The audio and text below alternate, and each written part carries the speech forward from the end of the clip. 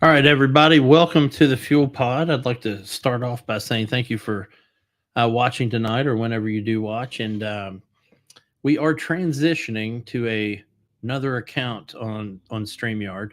As you know, Chad and I started this show, and then he's kind of moved off to a different show. So we've kind of broken the family of podcasts up a little bit. But so all of our cool banners and tickers and all that stuff is incoming, but we had some technical issues tonight. So we're kind of just going solo here with what we got. So thank you for being here. Mikey, Jason, welcome to the show tonight. It's good to see you guys. Yes, Good to be here. sir. Not a lot of crazy stuff going on in racing this week. Or, well, actually, maybe there is.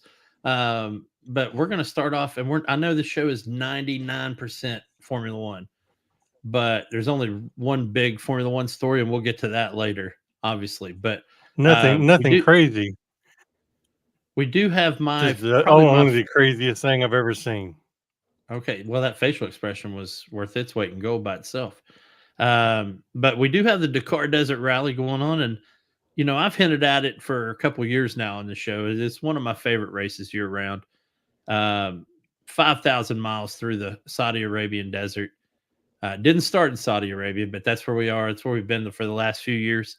And now we've got at least one racer that's actually engaged the show, two of them, and they're brothers, Tim and Tom Cornell, who were, I don't know which Dakar this is for them, but they've been running it for years and years and years.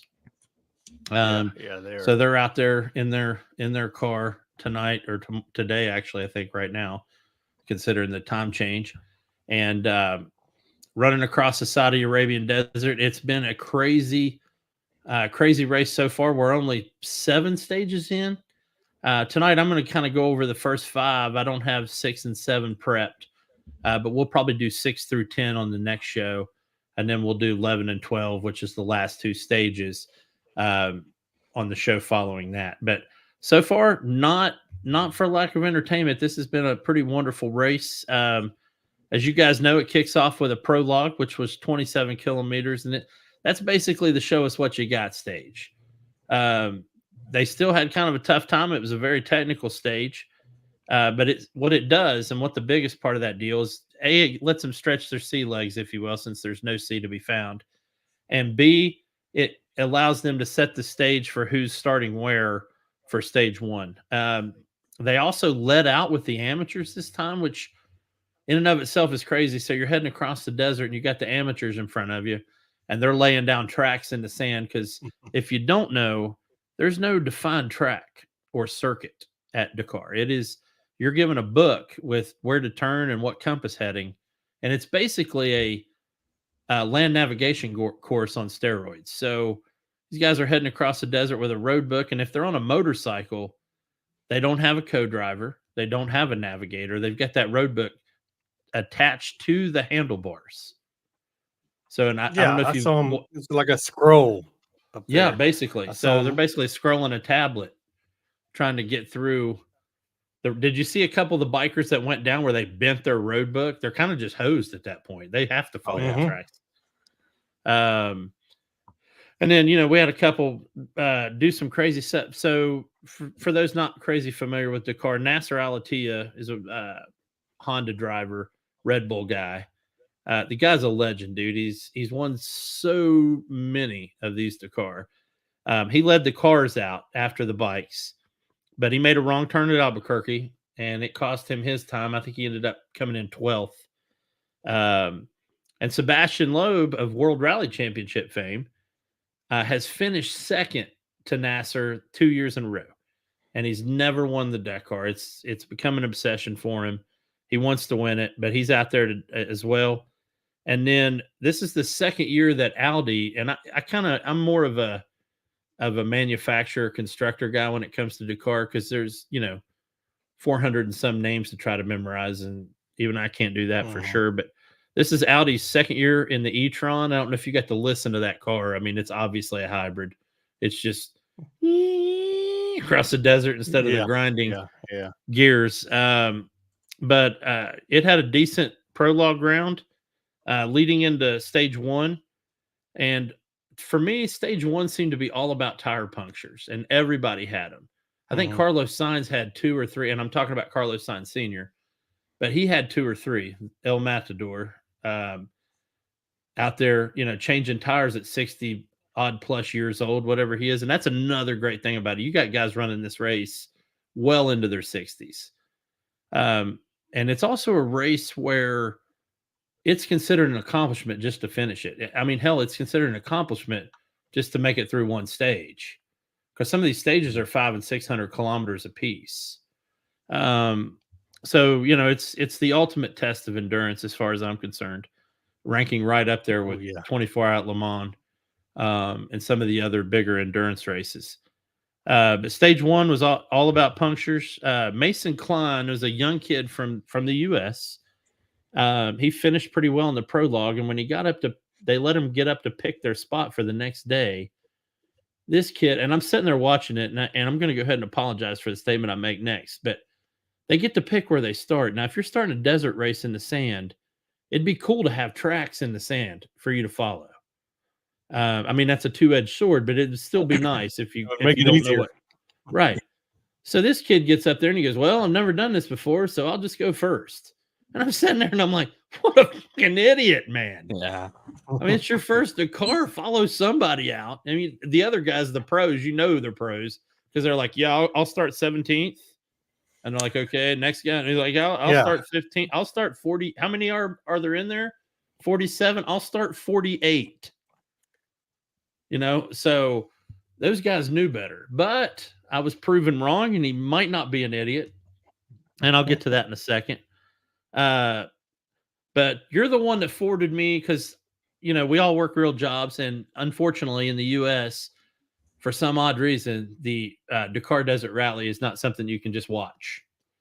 So you catch the 20 and 30-minute videos sponsored by NBC Sports and Aramco and whoever else is out there with a freaking GoPro and a cell phone, and you get what you can when you can. But you sent me an awesome, and I'd like you to talk about it, but you sent me an awesome tweet from Tim and Tom Cornell on their day on stage one. Oh yeah, let me tell you, these guys, so they're twin brothers, and I don't know, they got to be in their 50s. Yeah. Yeah, they are all through the day. They will let you know what's going on, how they're feeling. Every finish with a big hoop, yeah. They are such a fun follow. They're having fun. This is what they love to do as brothers. Yeah.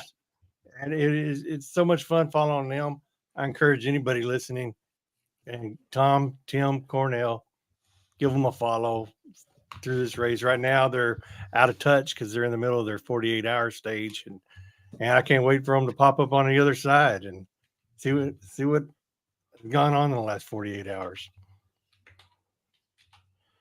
I'm putting their I spelled that right, didn't I? Pretty sure I did. You did. Yeah, you did. Okay. So that's both of their Twitter handles if you want to engage with them, and just wish them luck, because they've still got 5 more stages to go, including the 48-hour cannon stop stage, where they're just stuck until the cannon sounds again, and they go.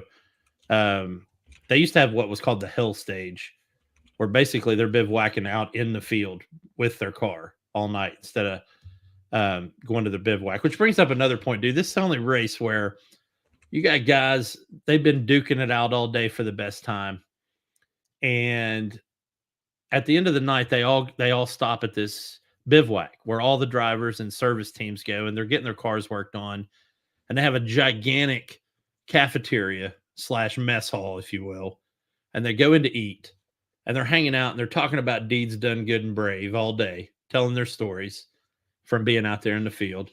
And it's a really cool atmosphere. I mean, it looks like it's a really, really fun place to be. Just getting to stand around and hear these guys talk about what happened would be pretty awesome. But yeah, then they get up the next morning and they start all over again, man. So everything from the previous day has to be just basically washed away and forgotten, and try to move on and punch through this thing. So As we got to stage 2, the first day, the reason there was all the punctures was the rocks. There were just rocks everywhere. Stage 2 was what was called the dune stage. It literally the first 30 kilometers were just sand dunes, which presents its own dangers because sand dunes move, and they move all throughout the day, depending on the wind. So, your road book says, hey, this is a danger, danger 1, and it's just a nice undulating dune that you can go over at full speed. But if the wind had come through 2 hours ago and blown all that sand out of the backside, it can quickly become a danger 3. And Fernando Alonso found that out a few years ago when he went off of a dune. I guess he thought it was going to be a nice little slope on the backside, but there was nothing there. And he landed on the nose of that truck and it rolled. And they have to repair it themselves. So it's an interesting event that only happens once a year. So my hat's off to them. We had a lot of people. We had a few people go out. A few teams lost some drivers in stage 2, but stages 3 through 5. This is where I was talking about that Mason Klein kid that chose to go first. Finished stage 5 in P4 on the bikes, which was awesome. And we had 2 riders from the U.S. finish in the top 4 on stage 5. So that's looking good for them going into 6 and 7. Sebastian Loeb, who we brought up earlier, he rolled his car in stage 5. So they showed him next to basically a sand dune, just working on his car. And Nasser is leading it, of course, with Carlos Sainz in P2 after 5 stages. So as I mentioned, next week we'll get to stages 6 through 10 and talk about those. But guys, Mikey, we got to move on to Formula One. Hang on. Let me give you just a little kind of what I've seen from Dakar. Okay. It's a race. It's a race, but it's more than a race. There's 400 something vehicles out there. I think 24 had to drop out, but I think that 90% of them, it's about survival. It's 2 weeks in the desert. I'm looking at these drivers, and men and women both, and their faces are raw from the sand. I seen one guy look like Frankenstein. One of the guys on the bikes, he had a crash, but he's still going. He has no skin on his face. He's got stitches going everywhere. And these guys are just going to survive this thing. That's what it's about. Yeah. The hell with winning. Let's survive this thing. And we've done something. It's I'll tell you what, nobody can say that these guys aren't athletes, because these guys are they are tougher than a $2 steak, man. Oh man, we're gonna have to get a ticker for that next week. We're gonna have to give we'll have to make that a new award on the show for toughest driver, the tougher than a $2 steak award. That is awesome. I'm impressed with these guys. Yeah, we were talking about the father-daughter team where they broke down and the father was trying to work on the car and he cut his hand open and they're waiting on a service vehicle, and then his daughter was the only one that could run at that point. So she runs after just a group of dudes in a truck and then gets in the truck with them, and then they run down the service truck to come work on their car. So that's something you didn't get into, but these guys stop and help each other. Yes. And aren't penalized because they'll get their time credited back. They're all helping each other. One of these big giant trucks flips over. Well, it takes more than one person to help. So they're all helping. They're all out there surviving together. Man, and then they get their time back, which is great. Yeah. The governing body gives them their time back for the time. Yes. Which is awesome, man. I mean, even if you seldom see that in stuff like Formula One. I remember Ayrton Senna getting out of the car basically in the middle of the race, in the middle of the road, to help a fellow driver out, but he lost his time. He didn't get his time back. So, you look at stuff like that. Jason, one of the things I want to talk to you about, man, because I know you drive or ride a lot of four-wheelers and side-by-sides. What's the longest you've been on one for one day at one time without taking a break? It's more than probably 3 or 4 hours. Okay. And without taking a break. And that one was on a clutch four-wheeler, so it wasn't very fun, but I wasn't just going to stop. We had a group of people. I was probably out riding on it was like a little I don't know, probably had like a 600 motor in it. Yeah. And it was that rough ride, but probably 3 or 4 hours. So thinking about being in the middle of the desert, and I mean the middle of the most abject desert. I mean, it's got tons of little cool little landmarks and points that are obviously beautiful, but in the middle of the desert from sun up to sundown without even knowing where you're going even. Right? So you don't find out where you're going until the morning of. They pass out the road book the morning of. of. Yeah, that'd be crazy. Yeah, so and then when you're on a quad or a motorcycle or a quad or a motorcycle, you don't have a co-driver. So you're alone. Yeah. There's nobody to talk to, nobody to bounce things off of, nobody to hear your frustrations and your vents. And yeah, so my hat's off to those because I'm not even a big fan of like motorcycle racing. There's a few I love, the Isle of Man TT and obviously Dakar, just because I think it shows a whole new level of sport. But one more thing they got it with quads and in the sand, and they're running like a 900cc motor, they're gonna overheat all the time. Okay, that's a very good point. I didn't even think about that. Yeah, they're gonna overheat all the time, so they probably have to stop and whatever. I was going to ask you about that because I know you're not used to sand really more but even dry dirt, like even in dry dirt, you'd think that would clog up the guts after a while. I mean, we drive out in the field and we'll get, as if you hit one patch of grass, your thing's just going to overheat. It doesn't have, because them radiators are right there on the front. They don't have a whole lot blocking it. So, okay. Yeah. So, folks, some really good technical advice on quads from Jason, man. Thanks, buddy. That's a really solid 2 cents right there. Clutch. So, anyway, that's really excellent. And obviously, let's make sure we keep up with the rest of this race and keep up with Tim and Tom this week and see how they're doing. Yeah. And like I said, use that Twitter handle there in the comments section and get a hold of them and just say, hey, guys, good luck. We're with you today. I mean, even if you can't obviously watch it, even I can't watch it. I'll be at work.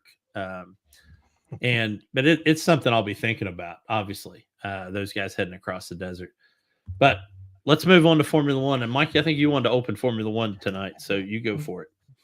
Man, I'm so excited for Formula One. I am so ready. I am super pumped. It's on the brain.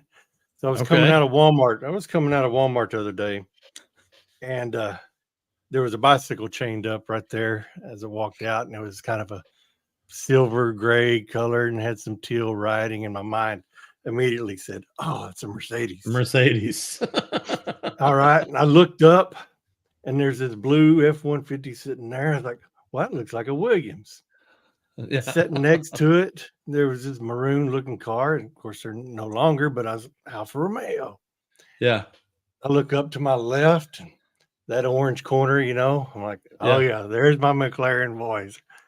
So I make the little turn right there going over to my vehicle. And man, there's this dirty, banged up white piece of shit. And I said, there's Haas. Now, Jay, I ask you, okay, what would make me compare this raggedy ass car to the Haas Formula One team? Well, there's any number of 57 things that could make you do that. And I'm trying to stay calm. I have to keep my unstable mangina in check tonight. But for folks, even if you don't watch Formula One racing and you're just a Drive to Survive person, yeah. So if you don't know and you've been living under a rock the past 2 days, Guenther effing Steiner has become the effing Wankel and been fired from the Haas F1 team. So for those of you that watch the show and are just a show person, him and Danny Ricciardo kind of made that show. Oh yeah. They were featured more the first 2 seasons than probably any other driver. In fact, the first season, Mercedes and Ferrari wanted no part of that show. So that's why they're not on there if you haven't noticed that. But Gene Haas has decided with immediate effect to part ways with Guenther Steiner. So the guy basically, it was a do not pass go, do not collect $200. He didn't get to say goodbye to the team. He was escorted off the premises and basically just said, "Hey, bye, thanks for playing. Keep the clothes." So what did Gene Haas have to say? So let's get the facts before we move on to just random supposition. Gene Haas said it came down to performance. Here we are in our 8th year with 160 races, and we've never had a podium. The last couple of years, we've been 10th or 9th. I'm not sitting here saying it's Guenther's fault or anything like that, but it just seems like this was an appropriate time to make a change and try a different direction, because it doesn't seem like continuing with what we had is really going to work. I like Guenther. He's a really nice person, a really good personality, and they will miss that part, by the way, says Haas. We had a tough end of the year. I don't understand that. I really don't. Those are good questions to ask Guenther. What went wrong? At the end of the day, it's about performance. I have no interest in being 10th anymore. So They also already have his replacement, by the way. Just to they do. They do already have that. I can't pronounce it, but yeah, it's the Komatsu. Yeah, it's the Japanese guy that sat right next to Guenther every year since Haas's inception. Yeah, I feel so bad for this guy. So I want to go around the table and get all your all's thoughts on it, but I'm just going to say this. Reading Gene's comments, there's nothing in Gene's comments that's inaccurate. And that part I do respect. I think there's way more wrong with that team than Guenther Steiner. And I think there's things that are worse than Guenther Steiner. But if you take Formula One out of the mix, take the racing out of the equation, and you look at it as a business, which Gene Haas will, because that's how he got into this, by running a successful business, they weren't getting better. And as much as I love Guenther, man, and definitely feeling for him right now, and definitely feeling for the future of a show that I like to watch, and a racing series that I adore and I'm passionate about. Was it the right call? Probably. Could it have been handled better? Absolutely. We're all going to miss Guenther. That's for sure. I don't think he's going to have a hard time finding a job, because I think whatever that interview looks like, and again, this is just me throwing shit out on the table right here, and the interview is going to go something like, look what I had to work with. You got teams that have 3 and 4 of everything, and Haas, and 12 of everything, and Haas had 1 of everything. Yet just look at the size of the staff. Mercedes has 1,500 people, and that's ballparking it on their race staff, and Haas has 200. So there's a lot of things at work there that are more than Guenther. But again, it starts at the top, and it ends at the top. So he's out. Komatsu's in. And I wish him luck. He's got an uphill battle. They'll give him one freebie year like they did with Fred this year. But Fred did okay this year for first time at Ferrari. But those are my 2 cents. So Jason, how do you feel about it? I know you've watched the show and you watched the races.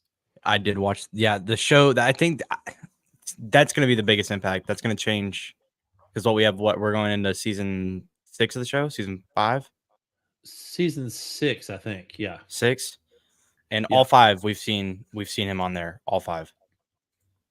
So it's going to be a big change for the show, because him and Red Bull manager Horner, right? Yeah. Is that his name? Those have been Christian the 2 Horner. Biggest managers on that show. I really only think it's going to change the show. That's, to be honest, I don't think Haas is going to get any better with a manager change. Well, and the thing is, Guenther will be on this season, because it'll be about this past season. Yeah. So he'll be there regardless. I'm absolutely positive, though, they'll finish up the last season with saying that Guenther Steiner was removed as team principal at Haas F1. So, that'll be what it is. But Mikey, how about you? What's your 2 cents on it? Man, didn't we just talked about this last episode, didn't we? Sort of. About Gene Haas. He didn't listen, did he? Didn't listen. No, not at all. You have to invest in your product. He even said in his interview, I think it was later on in the same interview that you quoted, but it's not engineering is the problem, not money spent. Well, they're 10 million. They're the lowest, least they spend the least amount of money on their Formula One. Yeah, they don't even get close to the cap by $10 million. Yeah. Look, He's one of these bosses that he's like a jockey. He's just gonna whip his horse, whip that horse. Gotta go. Yeah. Eventually, you're gonna have to give that horse some oats if you want anything out of him. Yeah, and and he refuses to do that. And here's another piece, and this is not defending Gene Haas at all, but he is a diversified person as far as he owns a company that does machining for parts. He also is part owner with Smoke Tony Stewart in Gene Haas racing for NASCAR. There's been rumors going around for years that he has his sights maybe on an IndyCar or an IMSA team. So, and I think because he lives in the States, I think you're going to see that the majority of what he has budgeted, whatever that is probably going to that NASCAR team and to his company, I would imagine. Even $10 million short than every other team, he's probably still spending a ridiculous amount of money. The problem is it's just dwarfed by companies like Mercedes and Ferrari and, Red Bull, even though they're not a manufacturer. And that also brings up another point. You look at a team like Mercedes. Not only are they making money off of their team to help fund their team, they are the power plant provider for McLaren, for Mercedes, for Aston Martin, and for Williams. So they have their power plant is in 8 cars out of 20. And you look at Ferrari, whose power plant is in their car and in the Haas car. So then you got the Honda right now in Red Bull and AlphaTauri. Although I've heard rumor that McLaren might be moving to Honda, but we'll see how that goes. I don't think that's going to go very well. And then we got Audi coming on board in 2026. Yeah. So, for him to here's the deal. In 2026, it's a whole different car. Yeah. Is Haas spending any money on that? Probably not. No, but I know Magnussen said this week that he's really excited about the Spec 24 car for Haas coming up this season. But we'll see how that goes. Yeah. Haven't heard any comments from Nico. And I mean, I love K-Mag, but I'm going to trust what Nico says about the car. I feel like he knows cars a little bit better. I mean, to me, K-Mag's more of that cold trickle guy. Can drive a car. Yeah. Doesn't know much about it. Yeah. Yeah. And I could be so completely off base. It's not even, funny. I don't think you are. He might know everything. He might know everything there is to know, but I know there's a sufficient amount of people out there that, yeah, they can get in a car and drive the wheels off of it, but probably couldn't tell you anything about it. So, I don't see Haas's fortune changing drastically anytime soon. And I'm sure this is actually going to set them back a little bit. Because Komatsu is also not very verbal. And Guenther was the opposite of nonverbal. He was in-your-face verbal. So anyway, man, that's all I have to say about it. I'm kind of done with it. I've had 2 days to kind of work it out in my mind, and felt like I did a pretty good job there staying calm and collected. Yeah. Even though I didn't want to. But real quick, I do want to say this. If you're looking at it from a marketing standpoint, this is a disaster move. Because you got a Haas team that can't get any media presence. They can't get, they don't have media following Nico Hülkenberg and K-Mag around. They're following Lewis Hamilton around, and George Russell around, and Charles Leclerc around, and Max Verstappen, and even Checo, the drunk. But, we're not following Haas or not following Haas at all.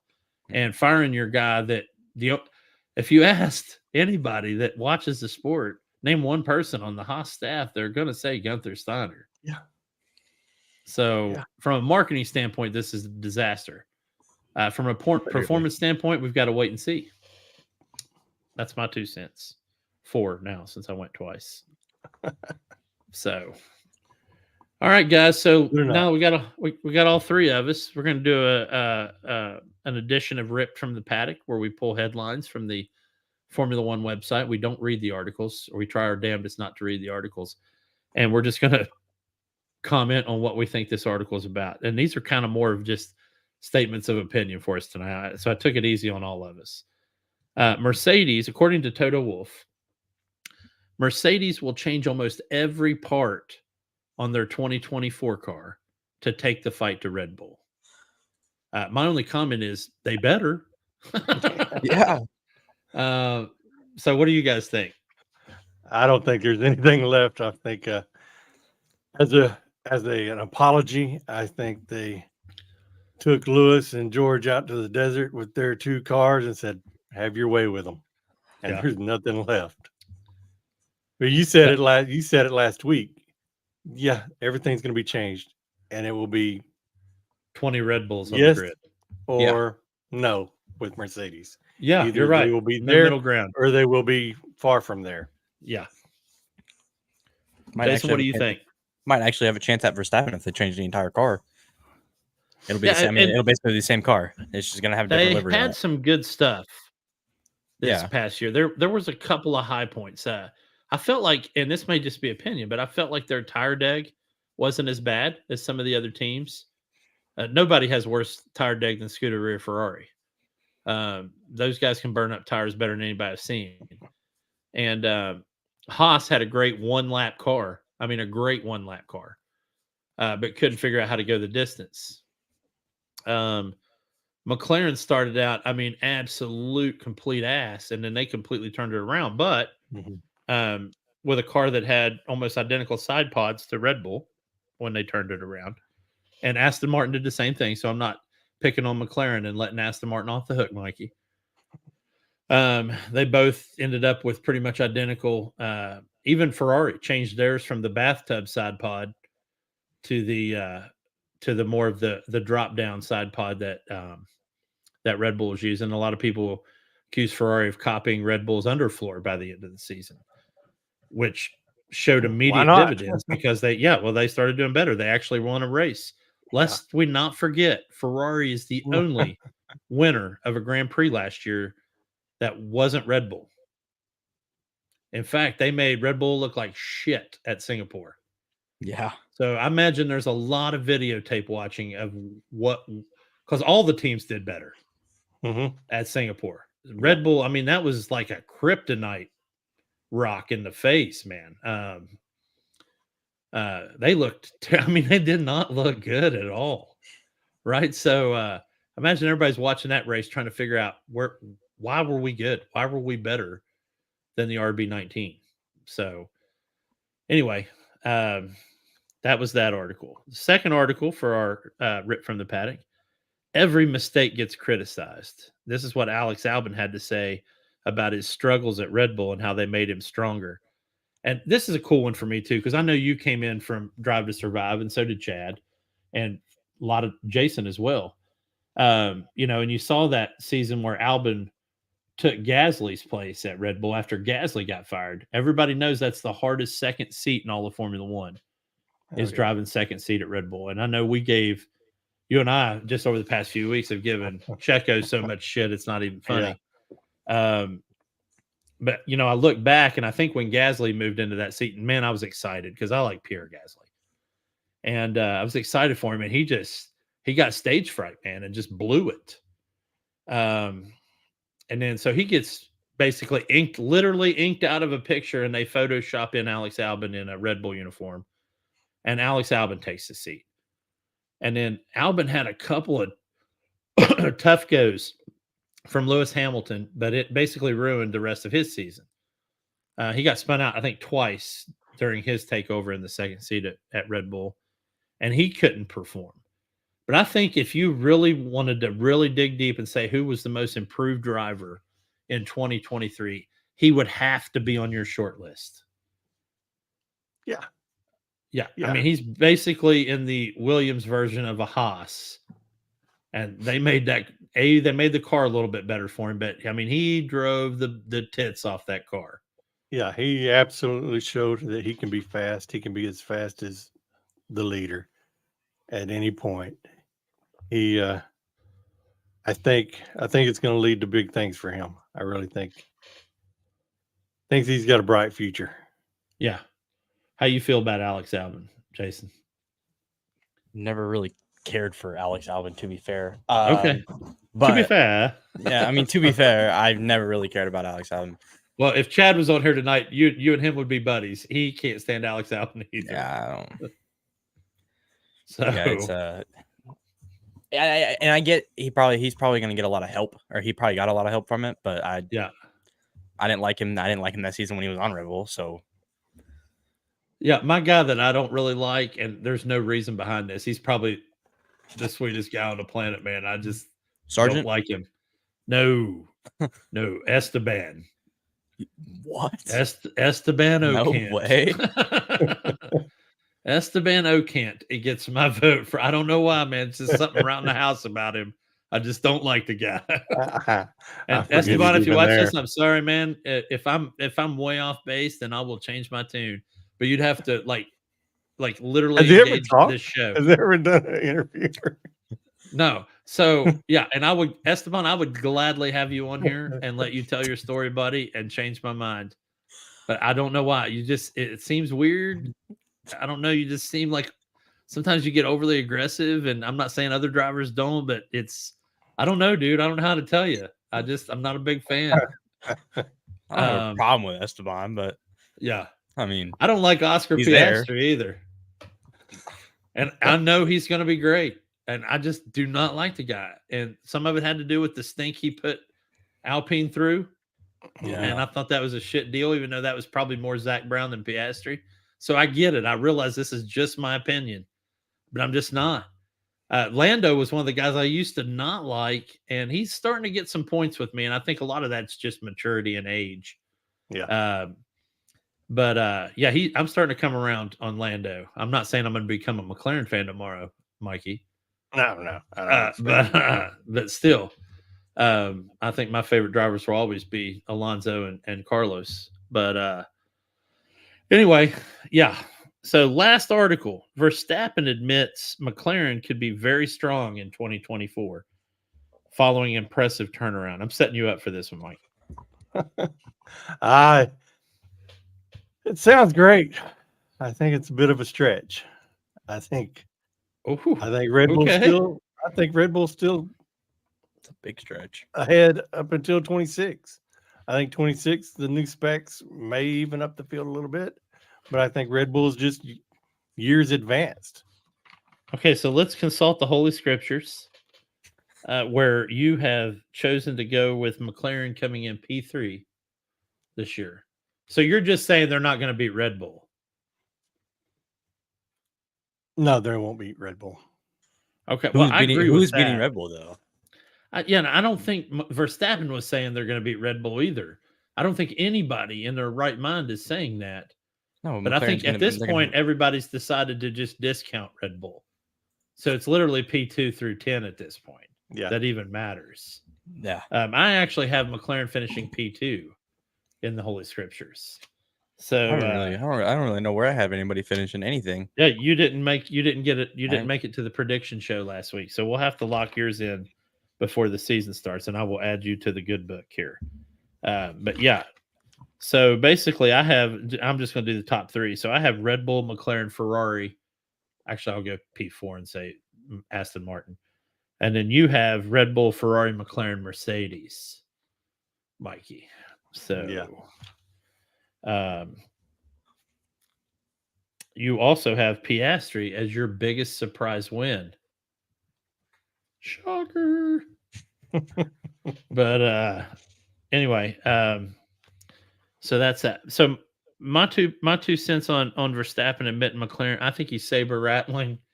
I think he's just trying to create some drama that isn't really there. I think what he's actually saying is Verstappen admits that McLaren might be able to hang on his jock this year, but not enough to get past it. Yeah. So I think every other driver but Verstappen, they're up against a man that wants to obliterate every record in Formula One, and he has a chance to get a couple big ones this year. So we'll see what happens there, but. I'd like to see a more varied field this year. I don't think we're going to see it. Maybe the following year when the regulations change. We'll see what happens. So anyway, that's all I had. So a couple of housekeeping fuel pod news announcements.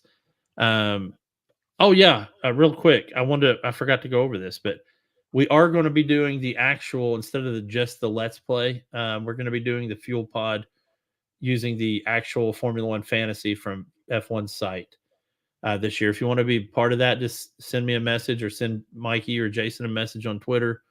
I know you'll probably be able to get Zach in, Jason, on that. And I will send out a tweet once it's gone live and you're able to go set up a team, and I get a league set up, and then I'll give you give whoever joins login credentials for the league so that we can all see how we do this year or how well we don't do this year, and have some fun playing that every week and make fun of each other. So that's good stuff. But anyway, back to the housekeeping news. Sorry, do you guys follow that dude on TikTok? Can we talk about some of these funny signs for a minute? But he always finishes with a funny sign at a hotel that is like they wrote how they say housekeeping, which was housekeeping. And he's like, housekeeping? Anyway, so we got WRC Rally Monte Carlo, one of their crown jewels in the rally calendar, coming up the weekend of the 25th. It's literally their version of Monaco, just up on top of the mountain in the snow and the ice. It is the toughest rally to plan for tires, if you don't know, because there's really only one long course that is 60% on the tarmac and 30% snow, and you can't plan for both, because if you're on tarmac with snow tires, it eats them alive. And if you're on snow with tarmac tires, you're all over the place. So you kind of just have to decide which one you want to be. No tires or no traction. I'd probably go no traction.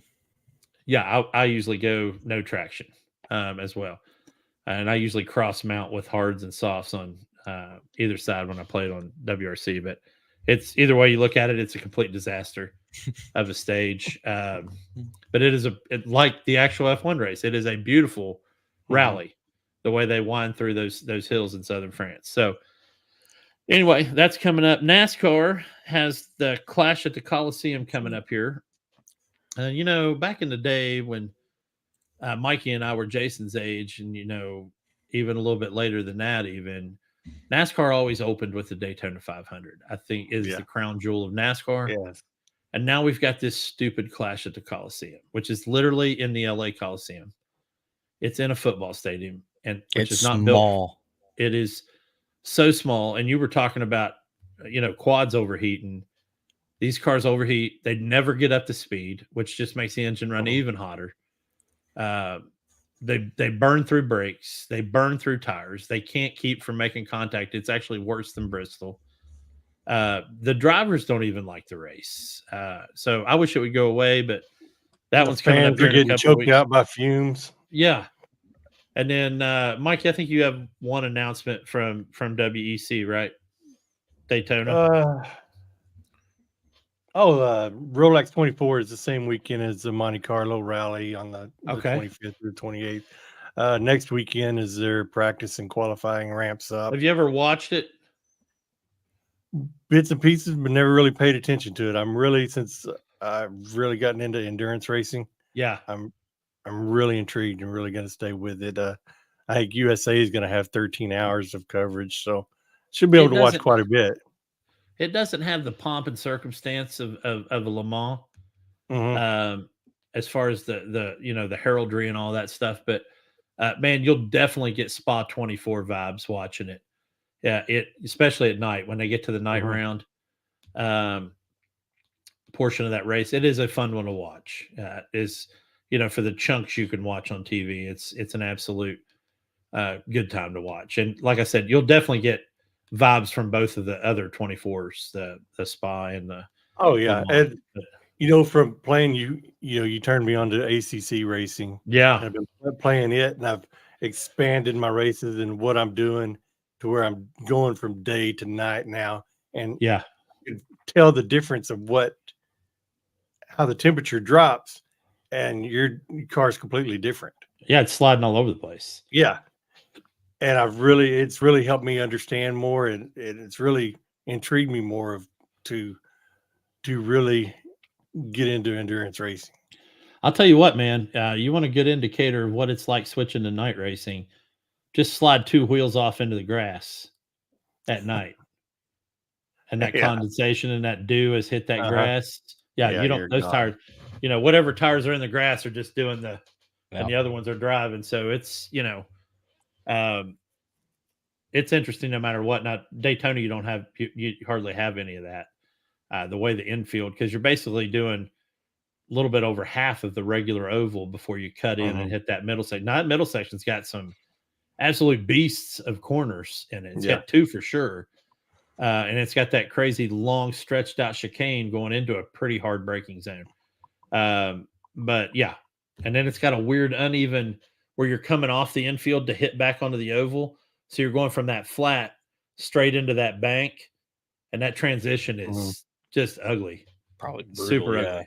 So Yeah, I know before when I would watch, years ago, and it would come on TV, and there would be, 2 or 3 different kind of cars, passing each other, and I'm like, those aren't even the same kind. I can't understand this, but now that I'm understanding it, yeah. and that when you see 3 different cars in one shot, that's really pretty cool.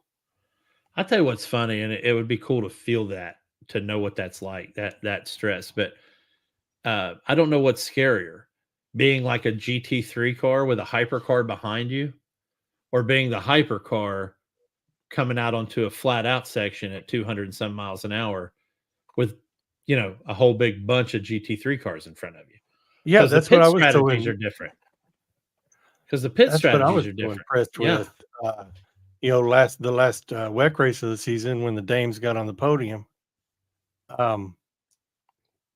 for an hour, or no, it was 2 hours. She drove with a 10-second lead Yeah. with all these hypercars going by, with all everything else going by her, and she still hung with it and kept that lead for 2 hours.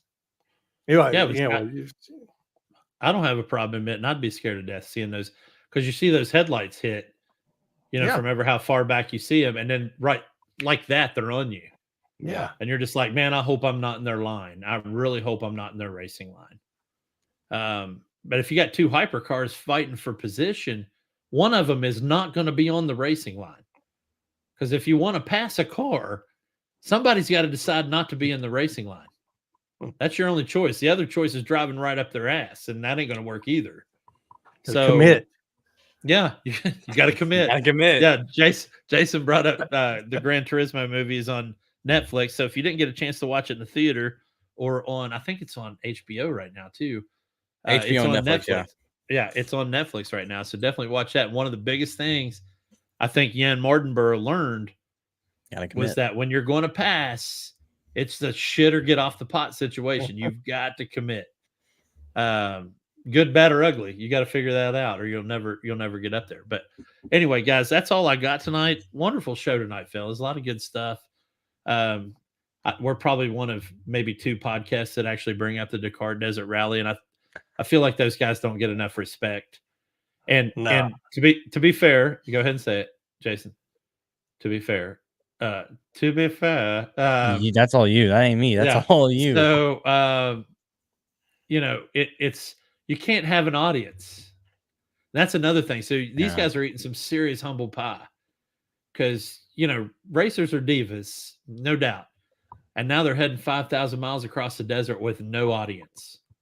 No, there's nothing. Nobody cheering them on. The only people cheering them is when they get to the bivouac that night. This and is survival. That's how and that's how you know these guys are doing it for the love of the game. Yes, for the love of the game. Not to quote another great movie, but that's how you know. So anyway, guys, that's all we got. Next week we're going to be talking some more this week's stages of the Dakar Desert Rally. We're going to probably hit on Rally Monte Carlo a little bit more. I'm sure we'll have all kinds of rolling drama feedback from the Guenther Steiner move, and see how that goes. We'll check in with Tim and Tom at the Dakar and see how they're doing. They won't know we're checking in with them, but we're checking in with them. They're the unofficial Dakar Desert Rally drivers for the fuel pod. There you go. Yeah, they Um, are. And I want to be clear that they are unofficial. They do, yeah, because they might not want to be associated with this because sometimes we're, crazy. But anyway, that's all I got. Guys, I'll see you guys next week. Thank you so much for a wonderful show tonight, and enjoy the rest of your evenings. You as well. Love you, son. Love you. Hoppa!